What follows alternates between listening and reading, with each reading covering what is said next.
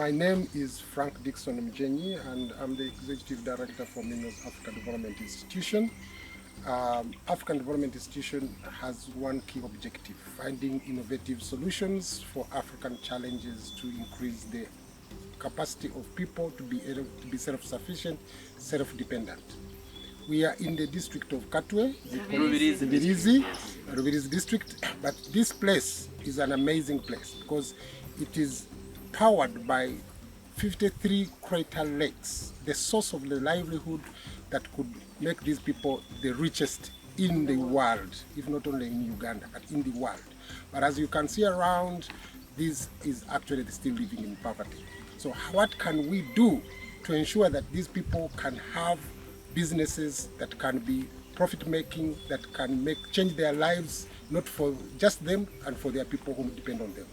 We have a team of experts that we have brought together to discuss how, within the framework of climate change, how can we use our resources. The first resource is natural resource. We have sun, as you can see. We have water, as you can see. We have land. We have everything. But we also have human resource. We have the young people. This district, we are told, has the biggest rate of production population in the country. This means there are going to be more young people coming on board. So how can we strategize ourselves to ensure that whoever comes in doesn't live in abject poverty?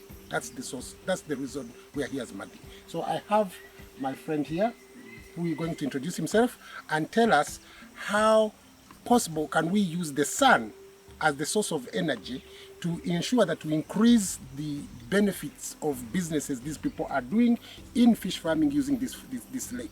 So we are here to, sir, if you can tell us who you are, what do you think we can do with solar, to ensure that we increase the benefits of this lake, apart from what it's doing right now? Thank you.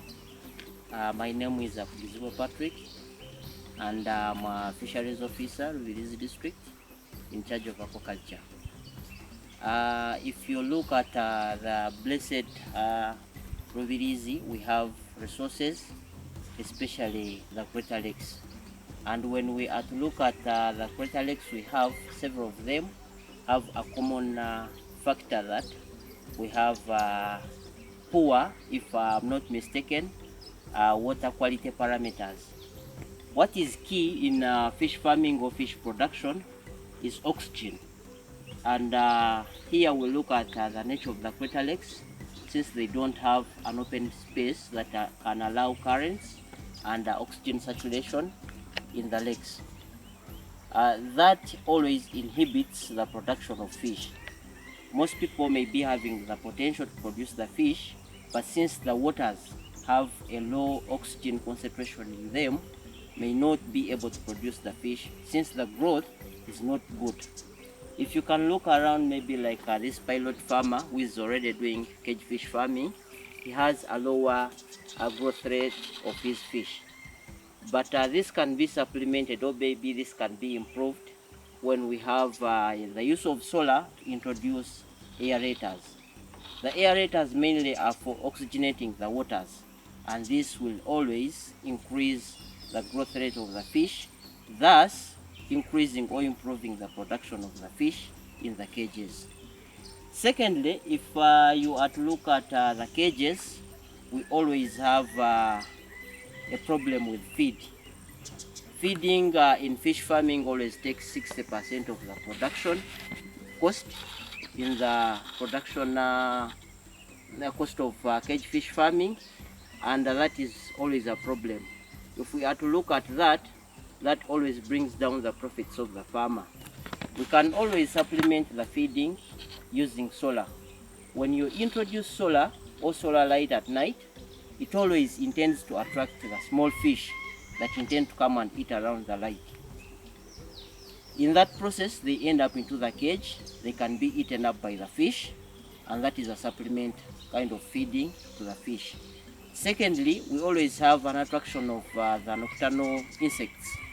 They always come around the light, and eventually they end up dropping into the cage, and they are eaten by the fish. So at the end of it all, we find us having a a supplemented kind of feeding, where the fish are eating the insects and the small fish, and that lowers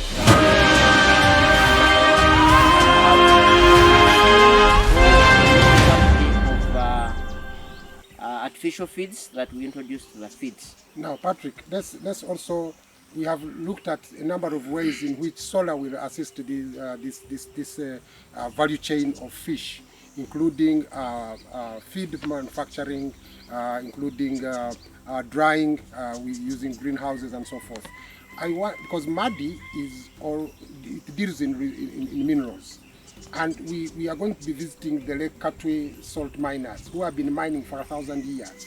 And we know there is a linkage between minerals and fish. I want you to tie that together to say that we can have an integrated program where the miners can be also agriculturists, and agriculturists can also benefit from the minerals that are being mined within the region. Because we know there is mining almost 30 or 20 kilometers away from here. Thank you. To be specific, in Katwe we have a mineral which is salt, and here we are going to look at how salt is used in fish specifically. We use salt in several ways. One of the ways we have salt as a component in feeds. Salt is always used in feed production. When you're producing or manufacturing feeds for fish, we have to use some salt. Secondly, we use salt for preservation, especially that is used to minimize the post-harvest losses. Yes. We use salt, we split the fish, we put salt, and it is on record that fish is stored for longer, or it can be kept for longer in a safe way than any other fish. Then thirdly, we use salt in transporting live fish. We always have a component of having salt in the fresh water to always minimize or reduce stress when we are transporting live fish. So those are some of the few things we can use. So that means, Patrick, that if I have my business in Kampala, I can take live fish from Katwe up to Kampala and it still be live. Definitely you can do that. And you eat it fresh as if it is coming from Lake Victoria. Yes, you can do that, because we've ever transported the longest, we've ever transported fish from Tororo up to Kabarole district when it is live. We always do that as an option, and with the use of salt. Yeah.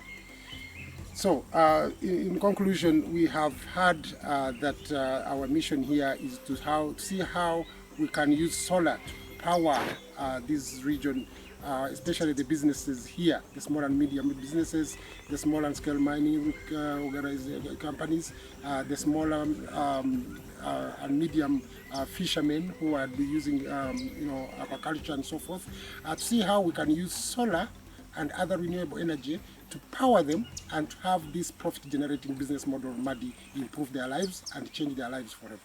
I would like to thank you.